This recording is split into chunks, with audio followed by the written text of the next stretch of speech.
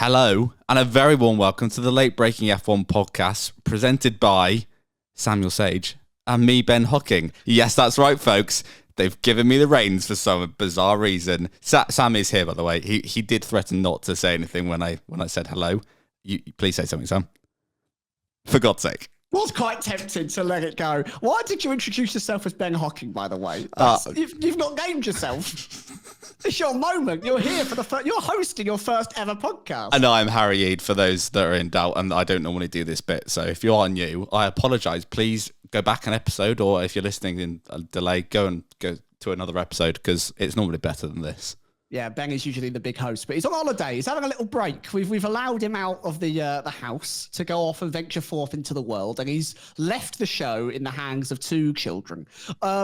I have got a warning for you, especially you, Harry. I have bit my lip 4 times today. 4 times? Yes, and I now have a swollen lip and a bit of an ulcer. So much like Jim in that episode of The Office, if I do it again, I'm going to become quite frazzled, and I think I want to go home. It hurts a lot. So if you hear me yelp, that's what's happened. I want to go home. He is already at home, folks. I can't confirm.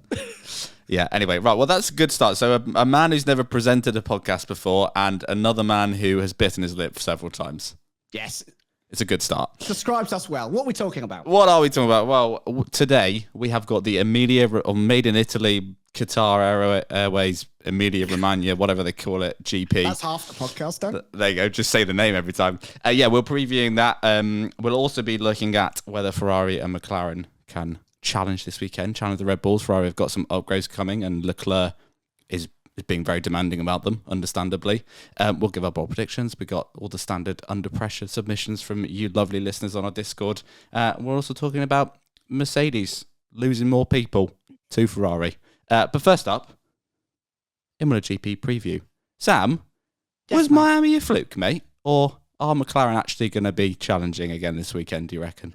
Do you know what? Since you sent over the schedule, folks, that is a first. I have been going back and forth in my mind on whether I actually think McLaren could challenge. And then I read the comments from Will Joseph, who, of course, is quite senior in the technical departments over at McLaren. And he believes that the upgrades actually, when they were brought into Miami, were not best featured on the Miami track. It actually didn't suit the car properly. The upgrades and how they work do not suit the characteristics of Miami, which does beg the question, why bring them to Miami? I mean, it worked out. You got a race win. But if you knew it wasn't really going to work, why did you go there in the first place? I guess testing data, get it on sooner rather than later. But, you know, hey-ho, we're here now.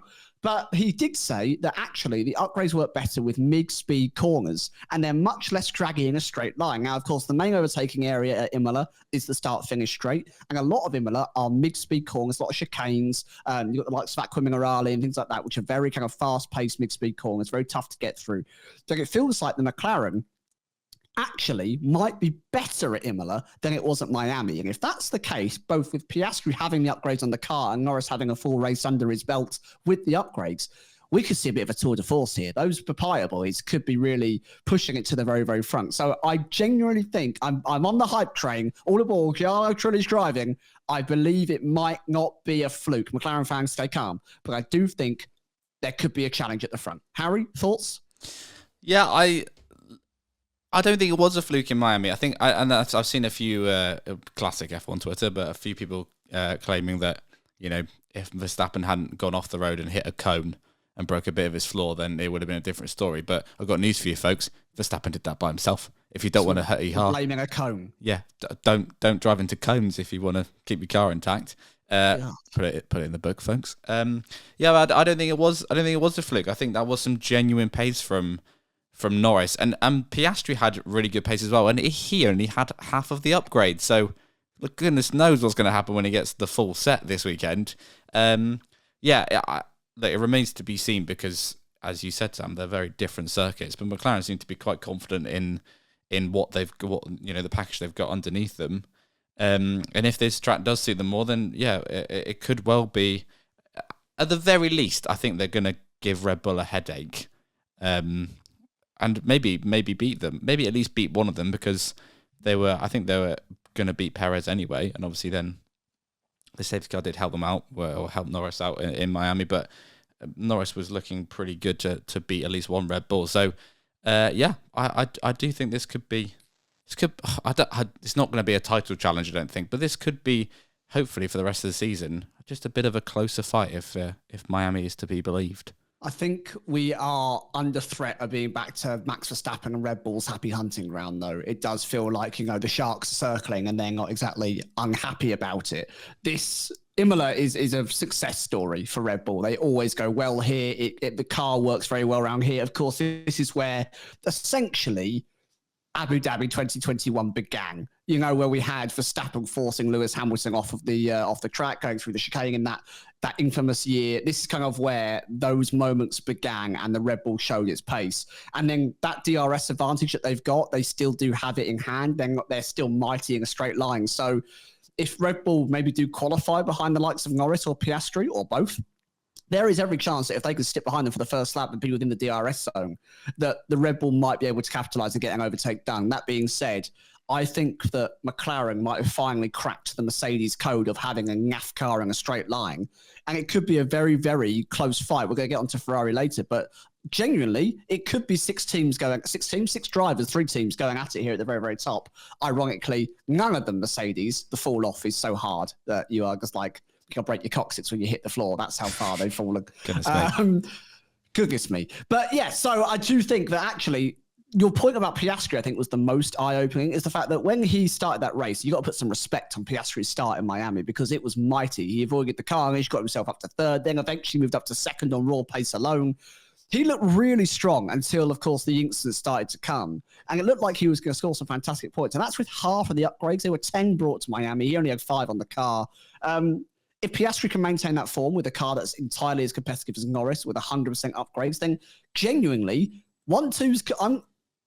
it feels a bit scary. 1-2's could be on the cards. They genuinely feel like it's not unrealistic. And the team basically Woking, I think it could go far. I don't think this is going to be a one-off race. If it's not a fluke in Imola, I reckon they could be a pain in the backside for Red Bull for the rest of the season. Yeah, and that's the thing, isn't it? If this weekend is a good weekend for McLaren, then you've got to say then it's not fluky. This is some actual pace they've got there. I'll be honest, and proud Brits us late breaking boys. It was good to see a Brit winning a Brit car, etc. Brexit, love the UK. But I don't. It's not serious for anyone that's new. Yeah, but sorry to clarify. Ben goes away. We become like an EDL podcast. No, you become an EDL podcast. I'm fine. Anyway, my point was we generally don't care who wins, and if Verstappen continues to win for the rest of the season, I don't care as long as say McLaren are there every race and giving him a chance. I just want a race. I don't mind who wins. He can keep winning every race if that's the thing. Just give us an actual challenge to that dominance, which we've not had for so long. So, yeah, I'm hopeful that Mac could put out of the bag this weekend with both cars. And look, for Sergio Perez, if he doesn't step up his game, Miami wasn't amazing from him. But if he has another few races like that, I'm not saying his seat becomes under threat, but does it start to look worse for him again? Because he's been fine so far, where he's done just a good job and brought it home near enough at Max Verstappen when they've had a dominant car. But if they start having challenges again, do people start questioning whether he should be the right person in that seat? What do you reckon? I think for Sergio, it relies entirely on everyone else. I know that sounds silly, but I actually think because it's so firmly in his own hands, even if he starts pushing in 4th and 5th every single Grand Prix and Max is winning, if Sainz is still behind him, if Ricciardo isn't turning up, Yuki Tsunoda seemingly is out of the question, which I think is a little bit harsh. And I can't see him. Sorry, where are you, Yuki? That feels heightest. Sorry, Yuki. You're brilliant. We love you. You're a Hall of Famer. It kind of feels like if he's still just good, if he's still ensuring that Red Bull are the team at the top of the constructors, he's kind of getting the job done. And that's all he's got to do is just get the job done. Be a bit of a jack of all trades. Be a hard grafter. Just make sure that you get the car over the line and you're keeping that team in front alongside Verstappen, who's doing the heavy lifting. The tough thing is, especially coming to Imola, historically, Lando Norris is pretty good around Imola. He's picked up a few front row starts in qualifying. He's finished very well. I think he's had a couple of podiums here in cars that arguably have been worse than the one that he's in now. I think if Ferrari's upgrades are good as well, which we're going to get onto, as I said, Perez could be in a world of pain because we've heard from Toto as well that Mercedes apparently understand their car again. The man that cried wolf. He's just manifesting it until they actually do. Literally, we understand it now, I promise. Yeah. Do we understand it? I don't know. Who knows? For Leclerc and Sainz have both come out very optimistically demanding that these upgrades are going to be solid. And so Perez, he's always been strong, but in a car that might be equally matched with 2 or 3 other teams, you're right in your point that maybe he drops down to 5th, mid to 6th. We saw last season how regularly he fell outside of Q3 and then struggled to get back in front. And Imola, famously not an overtaking track. The last time we tried to see a massive overtake happen, George Russell slammed into the side of Valtteri Bottas and then they hit each other. So, historically, there's been some drama. But yeah, I'm keen to see how Perez performs. He's got to make sure he's on it at these classic tracks. They still do make up the majority of the calendar. I'm not saying his seat's on the line. God, no. He's been very good at the start of this season. He just can't let it slip down that slippery slope too quickly. Yeah, I was going to back this one up as well. Say to people that Sergio Perez fans, we're not hating on him. I'm just saying Miami wasn't a great race, and he probably can't afford to. If there is a challenge for McLaren, he probably can't afford to do that. One final point I was going to ask your opinion on, Sam, was about Max Verstappen himself, who, over the years has matured a lot. He's done a lot of winning. He was very relaxed about, and obviously his friend, good friends with Lando Norris. He was very relaxed about not winning in Miami. I'm not saying he didn't care, but he obviously that comment's done the rounds about if it's something to do with his parents, his mother and his father being the opposite, and their genitals. Yep. But he's been very relaxed about it. Do we think, and I don't think this will be telling this weekend, but do we think that continues if, say, McLaren win again? Do you think Max will be that calm? I think Max is a bit of a machine, isn't he? He's like the most hyper competitive person. Have you seen he's doing like something 24 hours on he's doing a 24-hour sim race. Yeah. During the weekend, folks, of F1. Yeah, so I believe it's happening on Saturday night. So I believe he's qualifying and then he's getting off doing a stint in the 24-hour race, going to bed, getting up, doing the Grand Prix. And this is what I mean. He's a machine. The guy loves racing. He loves winning in all formats. So just like any driver, I'm sure it's going to be a bit of a, I'm not now winning multiple times in a row. Do I need to be concerned? And this might, again, I'm being a little bit extreme here, but it might be the first drop out of what could be the floodgates opening, where you go, right, Newey's leaving. There's a few people at Red Bull who are quite senior who are maybe not too happy. Christian Horner and Helmut Marko falling out. Max Verstappen, does he start to look elsewhere? I don't know. I don't think so right now, but he's got to wonder if my designer that's put together this incredible car with his team is maybe buggering off within a year. What do I do? Do we come back from this? Because it's been quite publicly noted that they think at Red Bull that the car is maybe at the top of its development cycle. They don't think they can get too much more out of it. Now, have they got the expertise and the minds in that hub to develop the next special thing? Maybe. I don't feel like it's as certain if you don't have Adrian Newey on your team. I feel like he always gives you that extra little bit. So, yeah, I think he'll stay calm. I think he's had enough wins, enough success, enough titles, enough poles, enough fastest laps, enough sprint wins to sit there and go 2 in a row. That's okay. I've had harder challenges. 2021 pops to mind once again. And I imagine if he goes, okay, do you know what? Max Verstappen's the kind of bloke that turns around and goes, I like this. Bring it on, mate. Let's have him. I kind of think he's like that. Yeah. So, yeah, I do. I think, obviously, any athlete would question, why am I not winning? But equally, I think he knows that he can point to himself and go, I'm not the problem. I'm smashing it. It's a you problem, not me. Yeah, I think he's like that. I think that's fair. And yeah, maybe he is slightly bored of just winning on his own. I think in the same way Lewis Hamilton does it. I always think Hamilton relished a challenge rather than just winning all the time, in a dominant fashion. So yeah, we'll see how it goes. Right, bold prediction time.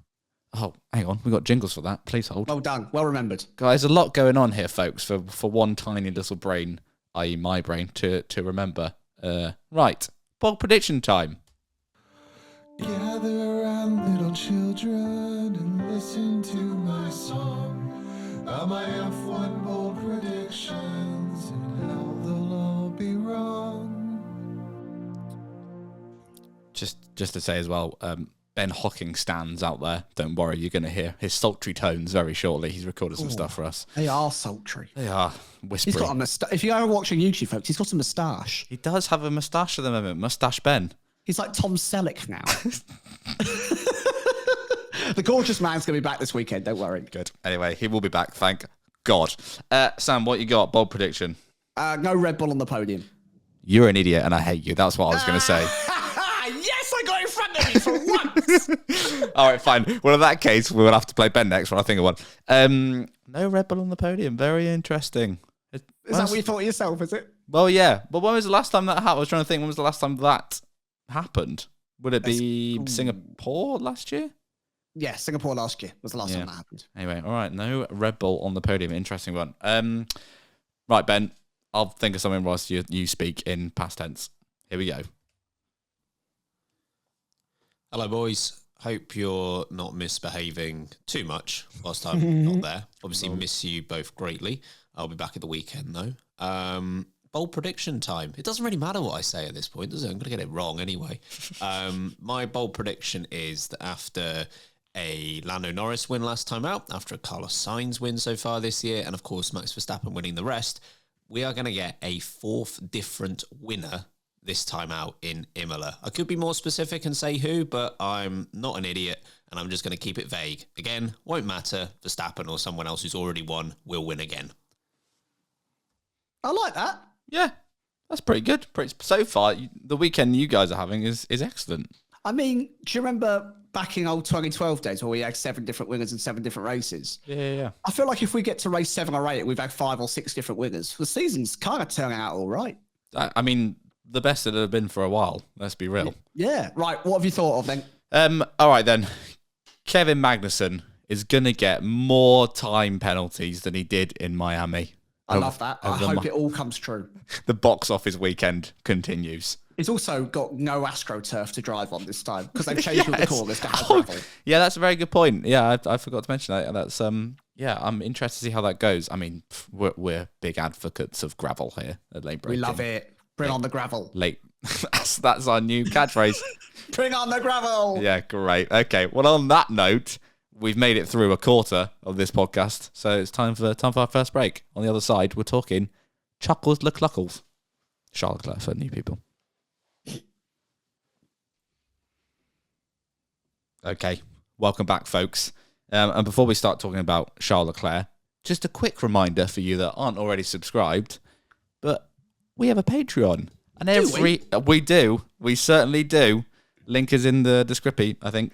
It is. Yeah, great news. And every Sunday not every Sunday. Oh, I've balls that up. Every Monday after a race weekend, we do power rankings. And people, you love it apparently, so we're going to keep doing more of them. So yeah, after every race weekend, exclusively on Patreon, we will rank all the drivers and how they performed over the weekend. I'd normally do my bit now about how I don't understand money, but I can't do that. I'm exhausted already. So, Sam, anything to add to that plug? No. It's great value content. We make lots of it. You don't just get power rankings, you get loads of other stuff as well. And at the end of the month, I promise we'll remember to do the May birthday shout outs as well for the top tier subscrippies. So yeah, give it a try. If you don't like it, you can stop after a month, but it massively helps out us three and the show. So to everyone that already does subscribe, you rock. If you don't ever want to subscribe, you just like us talking rubbish, you're welcome to stay here and we love you. But a little bit less. Hey, that's why Ben's on holidays is everyone paying for him on the Patreon. That's the only reason he's gone away. Don't try and give your excuse for you not turning up. Yeah, that's my excuse. Right, Charles Leclerc. He is Ferrari have got some upgrades this weekend. They've been bigged up a lot. We've spoken about this previously. So a lot of expectation, I think, on their shoulders, especially as this is their first of 2 home races they have during the year. Greedy. Pardon? Greedy. I thought you said 3. I was like, hang on, if I missed an Italian GP. But yeah, Charles Leclerc is saying that the upgrades that Ferrari bring this weekend must match McLaren. Now, if they match McLaren, based on what happened in Miami, good Lord, we could be in for a treat. But what do you reckon, Sam? Is it possible? Do we trust in Freddie Vass and Ferrari? I mean, I do bloody trust in Freddie Vass. The guy's a magician. Did you just see him celebrating with Zach Brown, by the way? Man, not Zach Brown. Freddie Vass gives me real 90s team principal vibes, like a bit like he's good at his job, but just a little bit fun on the side. I think F1, obviously there's Drive to Survive and stuff, but all the team principals are very serious and act up to the cameras. Freddie Vass is just going off vibes most of the time, and I love it. Literally. He's got to give me that McLaren hat with my Ferrari outfit on, which no team boss has ever done, because that is blasphemy to Ferrari fans. You've got a blooming lifelong rivalry with them. He's like, give me the champagne and a cap. I'm having you all. He's there for a good time. He saw a party. He was like, I want to join. I mean, I bet he's great with a water pistol. It's Freddie Vass. Anyway, so yeah, I think the Ferrari package that they're bringing is the first significant upgrade of quite a few this season. And I know that Freddie Vass has been quoted to say that this is only a small step. So he's trying to mitigate expectations, because his drivers are doing a terrible job at doing the opposite, where they are bigging it up like no we tomorrow. must win and dominate. We will destroy the opposition with this one small change to our car. It's like, you know, we're going to get McDonald's. We're going to get McDonald's. We've got McDonald's at home. And you get there and it's like a badly done chicken burger and some, you know, McCain's oven chips. You think, has it delivered? Is it as good as the real McDonald's? Don't know. So Freddie Vass is promising McCain's chips. Charles Leclerc's had a Big Mac. And, you know, what side's it going to be on? So I know that they also ran a lot of parts at Fiorano, right? Last week. They went to their testing track. They ran a lot of the parts on a previous car. Their test drivers are running around in them for absolutely ages. And apparently, very positive results. They felt very, very happy with how it's going. And they are expecting to essentially, this is their words, not mine, wipe the gap between Red Bull. So if McLaren have turned up last race and destroyed that gap, and Ferrari are turning up and they've wiped that gap, and Red Bull have said there's no more development in this car, boy, oh boy, are we in for a fun time from Imola onwards. And I hope it rings true. And that's no diss to Red Bull. As you said earlier, Harry, Verstappen and Red Bull can go on to win every single race for the rest of the season, as long as we get a bloody fight every Grand Prix. I want to see a driver half a second away. I want to see strategies coming into play. Ferrari, don't let me down on that one. You know, let's make sure that we've got some competition here. So it feels like, with the way that the field is so compressed, the way the cars are all so close together, that if Ferrari do crack the code a little bit, and they're being, I think, quite risky with their changes, they said they've stepped outside their comfort zone. If it does knock off 2 or 3 tenths, we really could be in for a good time. And I do think that currently, Sainz and Leclerc are the best driver lineup on the grid for overall consistency and outright performance. I'm not saying that in total they're the best, but their performances right now are knocking on the door of being the best driver lineup. So, yeah, I feel positive. I really do feel like an outside wing for a Ferrari is on the cards if these upgrades come to fruition. How do you feel about it, Mr. Ferrari Eid? As they call me. I think, firstly, Leclerc, you're right, both drivers have done terrible jobs of trying to play this down. But for Leclerc, I understand what he's saying here, because he's now seen Lando Norris win a race in a McLaren, Oscar Piastri win a sprint race in a McLaren. He's seen his teammate win 2 races over the past, what would you call it, 9 months or so. Good enough. I mean, when there's only 8 wins to go every decade for someone else that isn't Max Verstappen. And Leclerc has had the square root of Jack since 2022. So I understand why he's saying this, because I think he's probably getting itchy feet now and would like a race win again.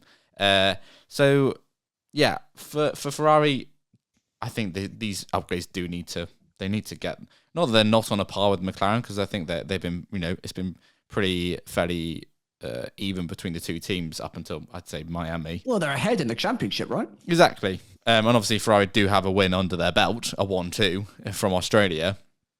But it's sort of been back and forth in between them. But if McLaren really have made that bigger step as we saw at Miami, then Ferrari need this to at least match them. Red Bull, let's assume they are still the ones to be out in front, maybe slightly closer, but at the very least, Ferrari need to be able to match McLaren this weekend, because they risk McLaren running away with at least P2 in the championship, and that for Ferrari is not ideal, I don't think. So, understand why Leclerc's saying it. It's going to be interesting, and like you say, Sam, if we end up with, I know we were discussing obviously a 2-way fight between Red Bull and McLaren, but if we end up with a 3-way fight, bring that on every day of the week. That's like 2018 vibes, isn't it? Again, with Mercedes, Ferrari and Red Bull. Obviously not Mercedes now, it's McLaren we're talking about. But yeah, hook me up to that. I will watch that happily for the rest of the year. Inject it in my veins. Yeah. I'm bloody here for it. I'm absolutely here for it. Another little thing that I read about was that because their centre development centre is of course so close to Imola, they've said that they could develop the parts right up to essentially when the weekend starts, which usually you've got to pack them up and ship them off to another country. But because it's only down the road, they're like, we're literally getting another whole day of development. So I think they're really trying to stretch every millisecond out of this. I don't know I think it's a Freddie Vass factor. But I feel like he's really galvanized Ferrari. I feel like he's really kind of stuck a bloody pin in it and go, here we go. Off we go, son. Lewis Hamilton's turning up. There's rumours of Adrian Newey coming along. We're getting on to 2 more staff members later on, and they're not nobodies. So I just, they've got, are we checking? Is out the door. See you later, sunshine. I just feel like he's ticking off every box and going, that could be better. That could be better. We need to do that better. And it's ruthless, but that's the Ferrari of old, this ruthless cutthroat nature. You remember Jean Todt and Michael Schumacher? They were so cutthroat. It was success at all costs. They will deliver success at all costs. Feels a bit like that. Party animal Freddie Vass is delivering on both sides, but it does feel like we're getting the job done now. Maybe it turns it around. I got to say, and again, this is, I think, very much coincidental, but Ferrari have had a string of Italian team principals for the past few years. We have had Binotto, we've had Arriva Bene, we've had Stefano Domenicali. Marco Mattiacci was in between the two of those as well. That's 4. Before that was Jean Todt. We've gone to Freddie Vass now. Now, I just feel like Freddie Vass is a bit more of the pressure on an Italian team principal at Ferrari is ridiculous. I feel like Freddie Vass, like you say, he just he's just on vibes. It doesn't bother him as much, and he's just gone in and feels like he's starting to do the business that he was brought in to do. So, I think overall it's been a good call to bring him in. I think he was the right choice for the job. Obviously, if the upgrades suck this weekend, then we'll say the opposite. But hopefully they don't. I do think. Sorry, just on that point, your Italian point. Bloody love Italy, by the way. Love you, Italy. You're all top lads over there. But I believe your love of your nation, one, is both incredible, but equally could be your downfall, because I do think they've kind of put themselves in this vice where they need to represent strong Italian members, right? And I do think it means that their recruitment from outside of the area causes them to struggle. The same happened before Jean Todt and Ross Brawn. They had a series of kind of high-profile people that were very much from Italy, and they struggled. I'm not saying that everyone from Italy is bad, because you're bloody not. You're bloody legends. But clearly, taking someone who doesn't feel that home pressure at a place like Ferrari, which is so sacred, so important, has so much passion behind it, you need someone to be able to cut through that to get to the results. And maybe that's what Freddie Vass brings to the table. Okay. Next bit of predicting, and Ben's back again for this. Pole 1, 2, 3. What have you got, Sam? Pole, Chuckles the Cluckles. Wing, Chuckles the Cluckles. Second place, Lando Norris. Third place, Oscar Piastri. Lovely. That's fun. What a weekend we're having here. All right, that sounds good. I will watch that race. Benjamin Hocking, what have you got? Take it away, Beanbag. Okay, pole 1, 2, 3. Pole position for the Emilia Romagna, made in Italy, San Marino, all the rest of the Grand Prix will be Max Verstappen. No change there. But first, second, third. First place will be Charles Leclerc. Second place will be Max Verstappen. And then third place, Lando Norris. So he's still on the podium after his win last time out. That's fun. I'm absolutely furious with the pair of you, because you've nabbed my bold prediction and Ben's nabbed my pole 1, 2, 3. Is that exactly what you had? Exactly that. I had Verstappen on pole. I had Chuckles LeCluckles or Chamelia La Romania. It doesn't Very work good. at all. Charles Leclerc in first, and then Verstappen second, and Lando Norris third. God damn you, Ben. God damn you, Sam. Well, God damn you, Harry, and your presenting brain. I'm so sorry that you're struggling through this. Am I still winning, by the way? Hazard in the Discord. Is he still recording our pole 1, 2, 3s? You are still winning, yes. So lovely Hazard in our Discord, the biggest geezer, as I like to call him, is tracking our pole position and 1, 2, 3 results. As it stands, Ben Hocking is on 12, I am on 11, and Harry, you're on 14. Goodness me, I'm doing better than my fantasy. I don't want to be rude, but Hazard did pick all of yours for Saudi Arabia because you weren't here and they were all right. Oh. I thought I picked the one. I thought he picked like a random one. I thought the one I think he just gave you the real order. Well, cheers, Hazza. Which is 4 points. A win is a win. You might be last, but we'll take it. Good. All right. Well, great stuff. Well, yeah. Come back on Sunday and laugh at us when all of those are, in fact, terribly wrong. Right. We'll take our next break. On the other side, Under Pressure. Oh, bit of Queen. Dun, dun, dun, dun, dun, dun, dun. Okay. Welcome back. If you're still here, thank you. I'm sorry, but thank you for still being here. Under Pressure for the Emilia Romagna, made in Italy, whatever we're calling it, weekend. Sam, what have you got? Well, I've bigged them up already, but I'm actually going to go Freddie Bass and Ferrari. This has been spoken about for too long now. They've had 3 or 4 races of kind of bigging up these upgrades, and they've said that everything's falling into place for them. They've got the pace. They're at a home Grand Prix. They always go well round here. So I think Big Fezzer needs to turn up. They need to match McLaren with these upgrades. I think it's a very, very fair one. The last time you'll hear from Benjamin Hocking on this podcast, here he is. Hello again. I promise I'll leave you alone after this one.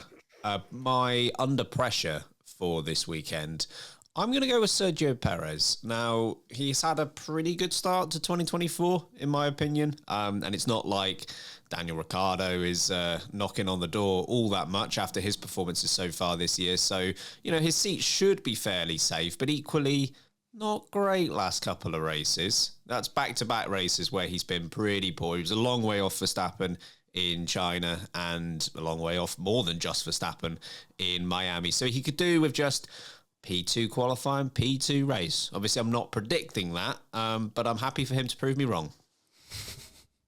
God, it's like Ben almost planned what we were going to say. He's like tuned into our thoughts and our conversation. He's learned to filter out the crap that we come out with and go, I need to say something serious to counteract this idiocy. Yeah, that's fair. I mean, I feel like we've not been too idiotic so far. I think you're so focused on presenting this properly that you haven't had time to be silly. Yeah, that's a valid point. It's a very valid point. It can go wrong very quickly here, folks. Anyway, my under pressure for the weekend, I'd already had this one lined up before I had to quickly change my bold prediction, but is Kevin Magnussen.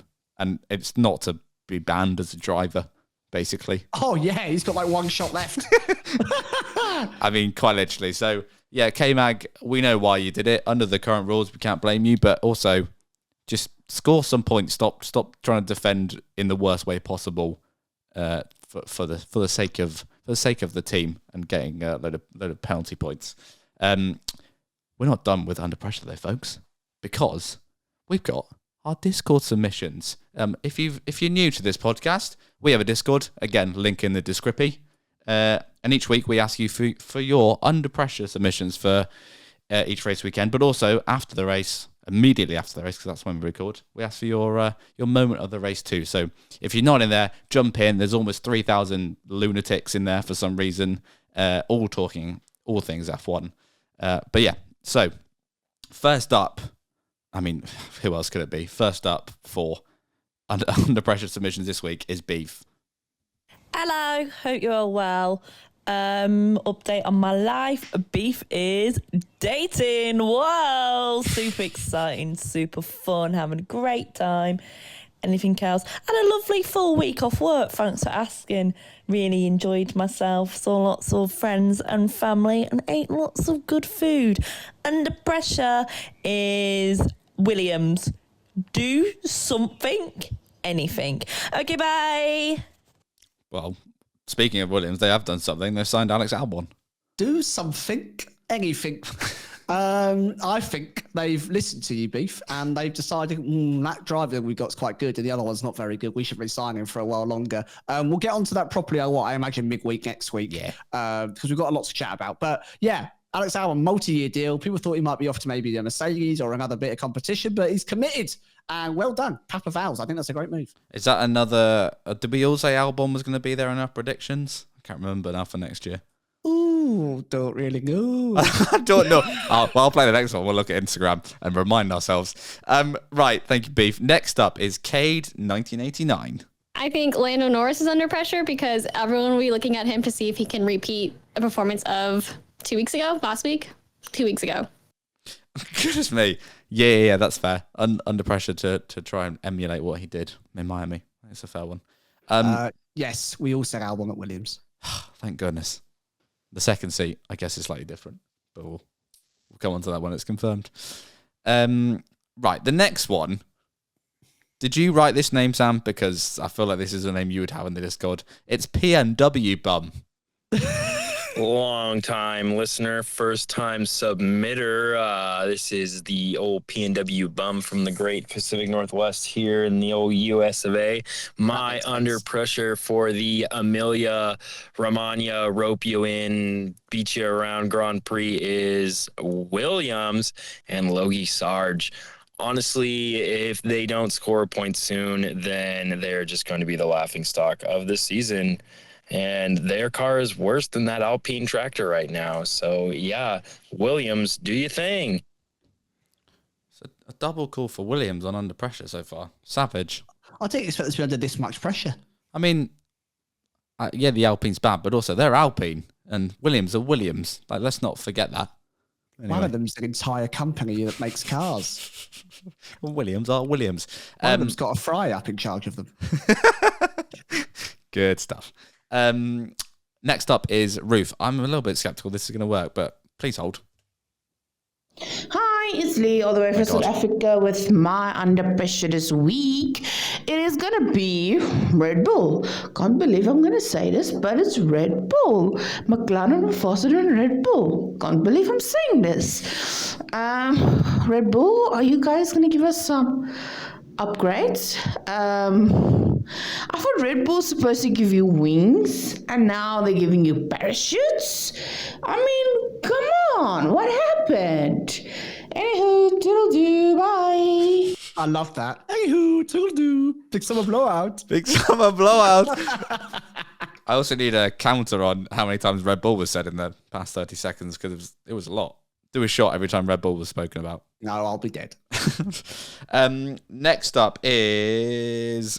Oh, God, another great name. Mojo Dojo Casa House. Oh, Ken! Hola, late breakers. Mojo Dojo Casa House from Colombia. And This is my first submission. Under pressure is Mercedes and Ferrari. They claim they have a lot of upgrades and they're going to close the gap. So let's see if they can now be better. Thank you, guys. Love the podcast. And we love you, Mojo Dojo Casa House. We do love you, Mojo Dojo Casa House. Sublime. Good. Next up is the big geezer himself. It's Hazza. All right, boys. Most under pressure for Imola this weekend. It's Logan Sargent. I mean, the geezer's getting to the bottom of the barrel now. We're talking Nicholas bleeding Latifi levels of direness. Just do something, like, just show some sort of pace. Don't smash it in the wall. Just do something, mate. You got this geezer Antonelli crawling all over your seat. Just, Jesus, just do something, mate. Come on. Cheers, boys. Talk about him like he's a fly or something. Crawling all over his seat. This geezer Antonelli. Antonelli's never been called a geezer. No, and probably never will. Thank you for that, Hazza. Next up is GDT 90. No, then, it's Northern George. Oh, God. Of course my it is. most under pressure for this weekend has got to be Kevin Magnussen.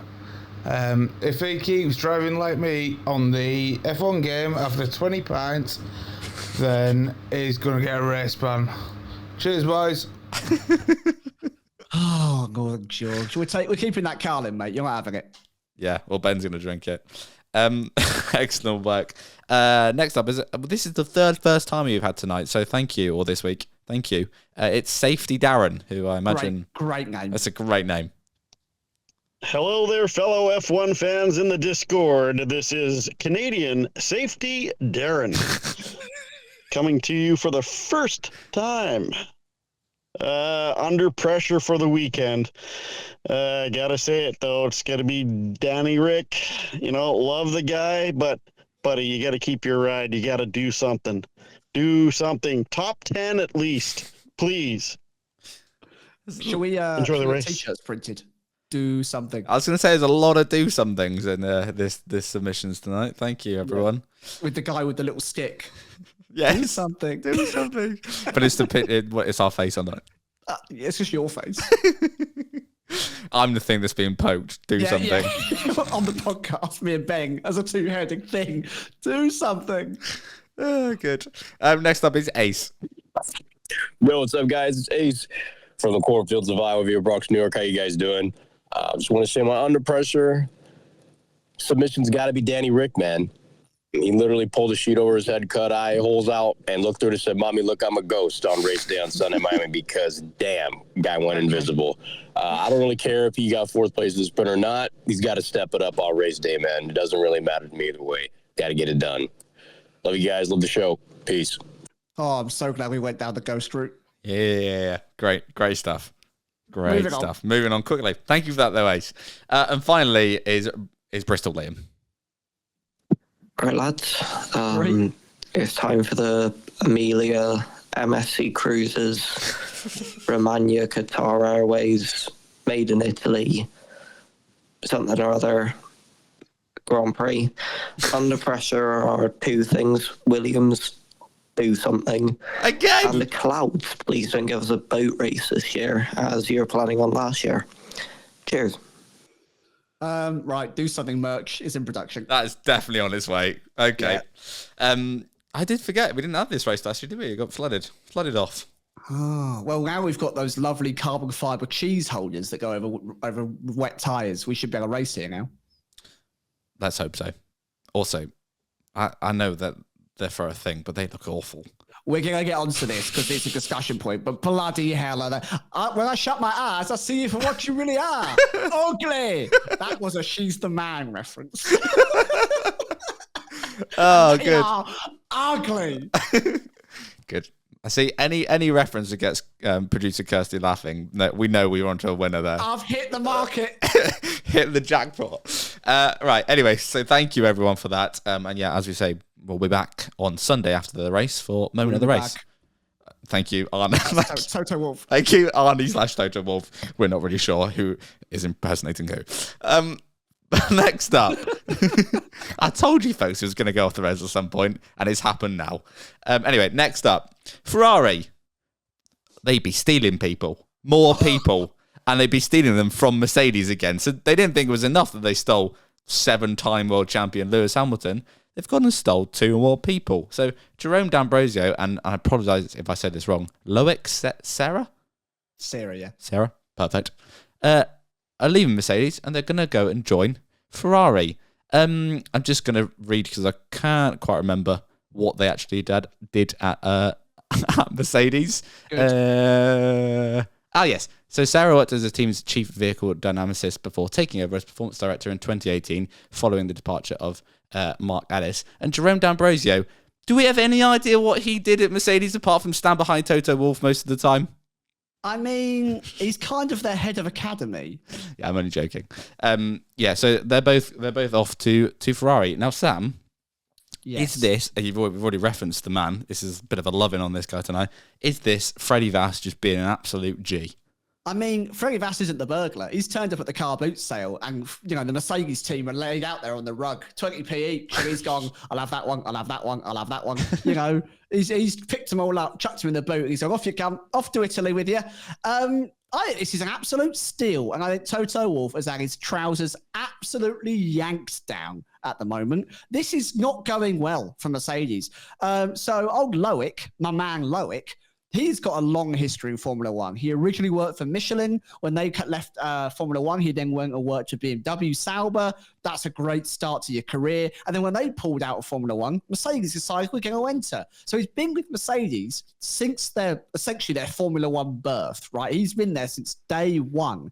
The bloke has had some success. And if you've not been following Formula One for very long, they won quite a lot. I know it seems like a strange thing to imagine Mercedes at the front of the grid, but once upon a time, yonder ago, they were very good.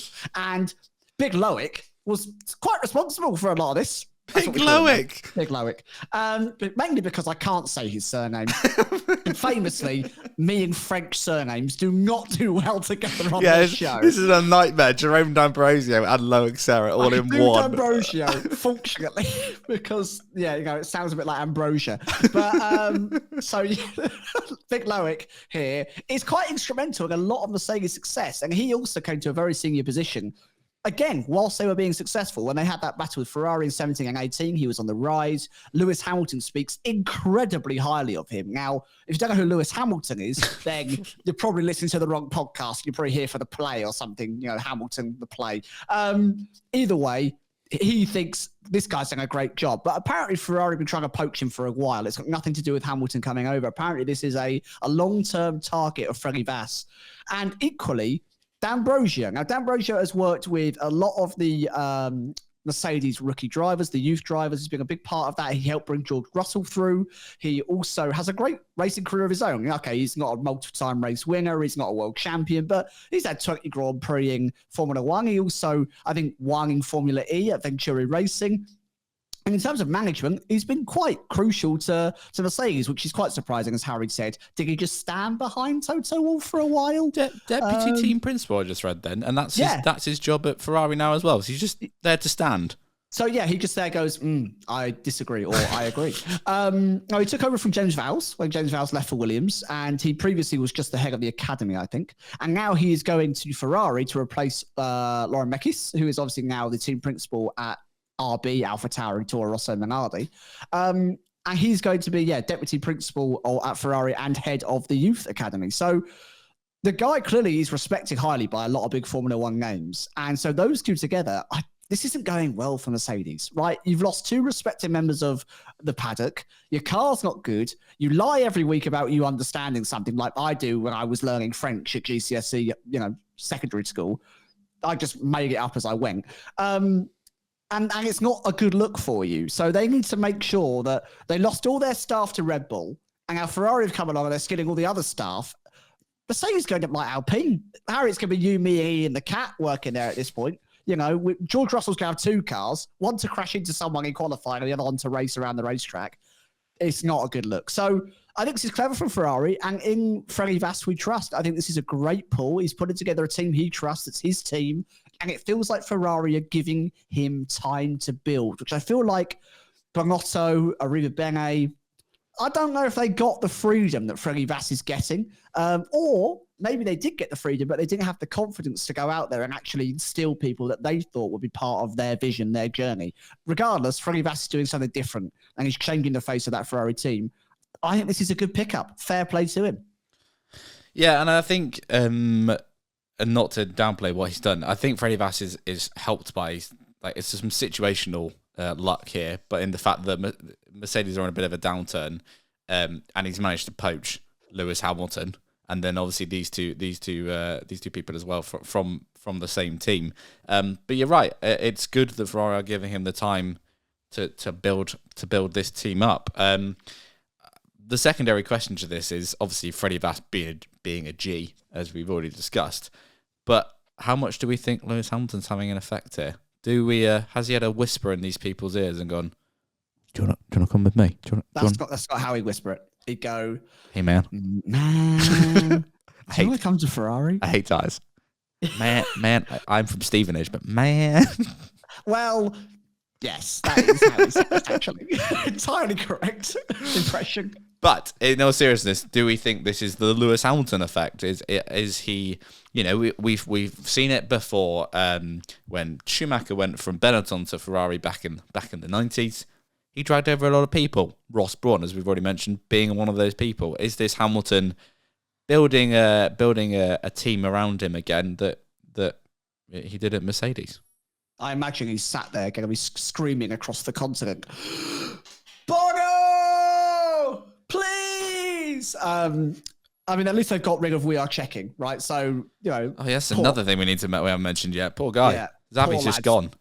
Absolutely ousted. Has he got a job? We are checking. No, he has essentially been put into the Ferrari cupboard and asked to be quiet. He's not even part of the Formula One team anymore. He's just working on other projects. Get out. You just put him in storage. You're the cleaner now, mate. Come on. Come on, go join Danny Kvyat somewhere. Yeah, I don't know. Lewis Hamilton's got an aura around him. He's the most successful driver for a reason. The guy has pulling power. I do feel like Loic was already on his way. They needed to replace that role as deputy head as well. So it feels like, I wonder if Lewis Hamilton was the tipping point. I feel like the conversation was there. I feel like you said situationally, they're getting a little bit fortunate with who's on the market at the moment. But I'm sure you're going to work with a 7-time world champion, much like Michael Schumacher previously. You go, well, do I want to say no to that? Feels quite good. So, yeah, I feel like it's definitely benefiting them. I mean, it benefited their shares, right? Ferrari almost like tripled in value or something when they joined. So why would you not, as a staff member, go, this feels like a safe pair of hands to join for the next few years? Yeah, it's not bad if they're bad little retirement fund they're building up there. Yeah, it's a solid move from Ferrari, I think. Continue to build up that, and again, I don't want to make this about who you're hiring, but get other people in from different places. Hiring with it from within is always good. Obviously, you want to build up confidence from people who have been there. But I think Ferrari have lacked that for a few years now. Where they've haven't hired enough external people. So this is going to inject some fresh life into their team. And as for Mercedes, as you say, Sam, there's going to be no one left at this rate. It's not a good look. And it's bad enough that the car is terrible at the moment. I mean, it's not terrible, but it's terrible by Mercedes standards, isn't it? But to be losing key people in this, and losing so many key people in the space of so many, in 5 months since Hamilton signed, and then obviously these two have gone as well. It's not a good look for Mercedes, and Toto Wolff must be a little bit stressed. Do we reckon? Stressed Toto? Yeah, it's not a good look. It's really like, play the game, Toto. I've said it enough times on this show. Get your big sack over your shoulder, put your stripy black and white outfit on, get a balaclava, and go robbing. Go nick someone else back, right? Robbing, right? Not rubbing. Robbing. Yeah. Like burgling, thieving, nicking, going out and pinching a living. You've got to fight to survive out there, Toto. Everyone else is nicking your loaf of bread off your stand. When are you going to feed the family? When are you going to bring home the goods, Toto? Never, apparently. I've said it time and time again. Aston Martin been nicking Red Bull stuff. Red Bull been nicking Mercedes stuff. Ferrari have turned up with a bloody digger and picked them all up at once, going, you're coming back with us. No say in the game. Toto's there going, I don't know where everyone is going. That's how it feels. He's got one driver, he's got no staff, and they barely got a car put together. Kimi Antonelli must be turning up and going, was that meant to be a garage here, or someone nicked that as well? Because that now work for Alpine or Haas. It's embarrassing. Toto, use the power of Mercedes. Hire someone good. He is going to sign Adrian Newey, and we're all going to have to eat our words, aren't we? Make me good. Put it between a slice of pumpernickel and force it down my throat, sunshine, because I expect you to make moves. If anyone wants to make an out of context late breaking, that should be the first post. What? Shove it between two pumpernickel, Toto, and make me eat it. Shove it down my throat. Good. Well, as ever, an excellent point to conclude on. We're going to take our final break. On the other side of this, it's fact or crap. Delightful. Okay, welcome back, folks. It's time to play Fact or Crap, which has the best jingle of all of them. Don't be silly. It's not even a jingle. Fact or crap. Fact or crap. Fact or crap. Featuring Kirsty's giggle. For those of you that are new, Fact or Crap is very legally different to Real or No Real, or otherwise known as Deal or No Deal, or Truth or Lies. I've got some statements here, and Sam is going to have to tell me if they are a fact or crap. I don't think that's how this game works. It is when I play it. Oh, okay. So you're just giving me 50-50s? Yes, there are That's 5. definitely not how this game works, for sure. Okay. This is how I play this game. Ben's not here, so I don't care. It's meant to be overrated, underrated, but we've decided it's now actually a game show. It's actually a game, because otherwise, why are we here? Ben is going to absolutely flip his leg. He's going to be furious at this. Like, what do you mean you've just made a different game? Anyway. All right, then. Come on. Come on, then. Sam, you've got choose between 1 and 5. What number would you like first? 5 questions. I was going to do 6, but I ran out of time. Well, that's 2 more than I normally have to do anyway. Okay, I'll start with 1, Harry. Let's see what you've got. Okay. Mika Hakkinen and Johnny Herbert share the same middle name. I'm going to say that is a load of crap. You're saying it's crap. I am. Let's see what the jingle says. Oh, crap. He's right. Yes! He's nailed it. Very close, though, because Johnny Herbert is called Johnny Paul Herbert and Mika Hakkinen is called Mika Pauli Hakkinen. Oh. There you go. Hey, Paulie. Exactly. There you go. Mika Pauli Hakkinen. From the deep streets of New York City. Anyway, so Sam has got 1 point on the board. 1 out of 1 so far. What number would you like next? Beat myself. I'll go for 2, Harry. Let's keep it rolling. Oh, goodness me. Louis Perez Sala. It's his 65th birthday today as we record this. 15th of May, 2024. I'm sure he's been waiting for the shout out. I'm sure he has. He drove for Minardi in 1988 and 1989. And he finished in the top 10 4 times. Fact or crap? I'm going to say fact. You're going to say fact? Yeah. Fact. He's right. He's nailed it. It's 2 out of 2 for Sam Sage. It's absolutely wild scenes. Yeah, correct. 50-50 king. 50-50 king. Yeah, what's going on? This isn't right. Yeah. Bang. Louis Perez Sala, happy birthday to you. He finished in the top 10 in Britain 1989, Italy 1989, Portugal 1988, and Hungary 1988. Why did you read it backwards? That's the way I've written it down, which I appreciate. It's the wrong way around. Chronologically, makes no sense. We've gone back in time. Okay, are we just going through these, or would you like to pick a number? I'll pick number 3, my lord. Good, excellent. 3. The last San Marino GP was also the last podium appearance for Mr. Chunky, a.k.a. Juan Pablo Montoya. Oh, I'm going to say... And sorry, to clarify, we obviously have the Emilia Romagna GP, but it used to be called San Marino around by name. Only by name. Yeah. And the chicane has changed, actually. True. I'm going to say that is crap. Okay, let's find out. Oh, crap. He's right. He's nailed it again. Yeah, no, that's not quite right. He had 1 more podium in Monaco 2006, which was a few races later, which actually shocked me because I didn't think he did anything in 2006, but apparently he did. So I weirdly thought it was in America, but we didn't even go to America in 2006. We did. That was his last race. Oh, that's why it's significant to me. Yeah. Okay. Him and Raikkonen, I think, crashed, and then Ron Dennis fired him. Montoya went, I'm going home. I'm going home.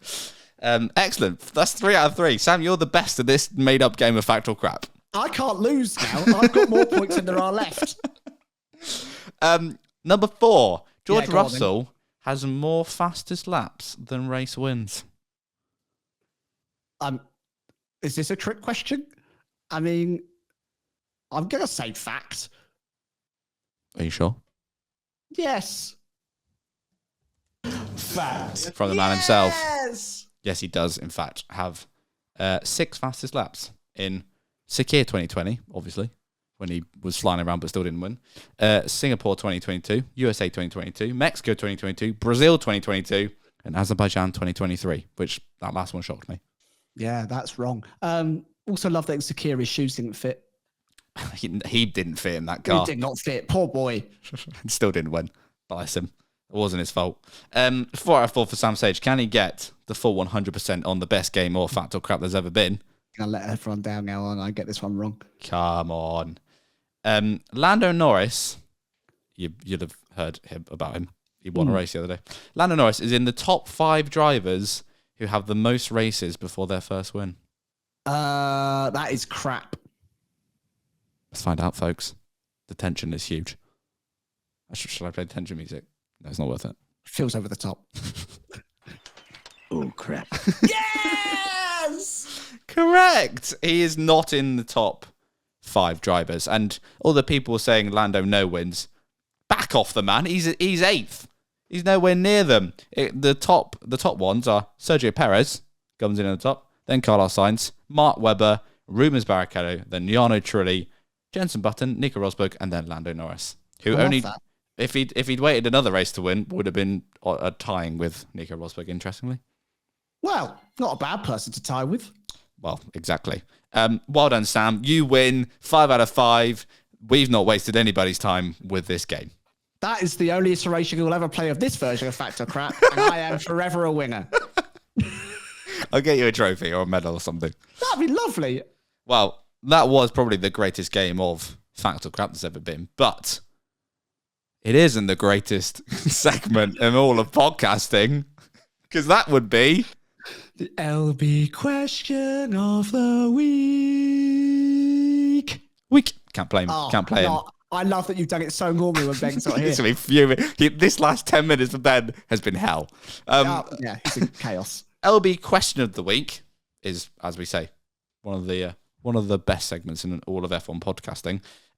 Each week we put this on our social media, so if you don't follow us, Late Breaking F1 everywhere on social, we ask a question of the week and we read out your best answers. This week's question was, what will Adrian Newey design next in F1? Sam, any fave answers? I think the most liked one on Instagram from L on Wheels was the self-inflating safety tube around the car whenever K-Mag is nearby. I thought that was sensational. That's an excellent one. Nate Candy on Instagram, a second seat for Barry Manilow to tag along in and sing to the driver. Well, there's been a few sidecar options. I know that someone also mentioned that there should be a sidecar made for Otmar's 8 children. I'm so sorry, I can't find your name who said that. I was reading it a moment ago. Oh, sorry, here it is. It's Robin Ekblad. There was a great suggestion. We love an Otmar 9 Kids reference. My mum did say that the perfect barbecue for Gasly's sausages to come out and be cooked to perfection. Like that, Mum. Good stuff from you. Good banter. Good banter from Mama Sage there. I've been absolutely roasted by Opstalk, who said an electronic communication device that allows Harry to be on more podcasts. Oh, nope. Never mind. He's not a wizard. Right. Less of that, please. Another Otmar reference from Dan here. A crib for 9 babies called the Schnaffnapper. Oh, come on. The Schnaffnapper. That's so good. That is excellent.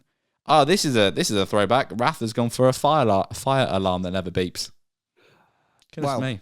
That's an LB Hall of Famer, that is. That is an LB Hall of Famer. Someone said an extra seat in Max's car for his ballsless mum. Well, okay, sure. That's pretty savage. I like this one just because it's so random. From Lucian, she says an aerodynamic banana. I mean, bananas. They're pretty aerodynamic. Yeah, surely. I wouldn't consider a banana to be aerodynamically inefficient. What is the least aerodynamically designed fruit? A bunch of grapes, surely. Pineapple? Pineapple, yeah, that's fair. That's a good shout. Oh my God, Let's go on the next post. That's the next question of the week. Ben's tearing his mustache out as we speak. He will not have one. He will not. Kirsty's just put a thumbs down. That's a sign we've gone off track. We've been told off. Any others? Well, this is one for you. This is from Daniel. He said an aerodynamic gammon. Again, gammons. They're not aerodynamic, mate. They're a big slab of meat. Sorry, don't try to sell me on that one. All right, fair enough. And Colin Jennings said an abacus for the LB boys to track their bold prediction totals, which would be... If anyone would actually like to send us an abacus, you can. We have a PO box available. Link is in the description, and we massively appreciate all of them. For those of you that have sent us stuff, Ben is waiting on the last 2 to arrive, and we've got a video going out on YouTube where it's a horror show, and it's really silly, and we're really grateful. Please watch it when it comes out. We'll plug it. But it taking so long for us to open packages / get them delivered is the most LB thing to happen to us. Yeah, essentially, Parcel Force don't send anything. No, please don't. They don't like us. They do not like us. I'll just have a quick look on Twitter. If there's any that I've missed on here. Any others that have took your fancy? Yeah. The Puff has said, or at Puff President has said, a car made of pumpernickel for Lewis Hamilton. Yeah, excellent. Sunil said a device that lets Harry correctly estimate the value of money while doing Patreon plugs. Hey, that's not Harry. That's man who doesn't understand the value of money. I'd like to say they're 2 very different characters. Equally, the value of our podcast is so sensationally good that I'm not surprised that he's shocked. Oh, good. Any others, or should we wrap that one up? No, we've taken up enough people's time this evening. Yeah, including our own. Sam? Yes, mate. We've made it. Yes. Get us the freaking hell out of here. Well done, mate. You've done a great job Thank of you so hosting much. this. I know it is the most stressful experience. I'm very sweaty. Right, Harry can go have a shower. Folks, thanks for listening. Your Lord and Saviour Ben Hocking will be back at the weekend where he will kick off the shows, and we'll be here for a qualifying review. We'll be doing a race review. Don't forget to subscribe to Patreon if you want to for the power rankings. And then, of course, we'll be back midweek for more Chit Chat. You got loads of episodes coming, loads of good content. Follow us on social media, Late Breaking F1 everywhere. You can watch us on YouTube, Late Breaking F1. The Discord link is in the description. Join it to get your submission for the race where we'll ask you for your moment of the race. You might hear yourself on the podcast. PO Box, everything else, it's all down there. Check it out. It's a great fun time down there. Do lots of reading. And reading is fundamental. In the meantime, I've been Samuel Sage. And I have been Toto's Pumpernickel. Very good. And remember, keep breaking late. Way, bye. Bye.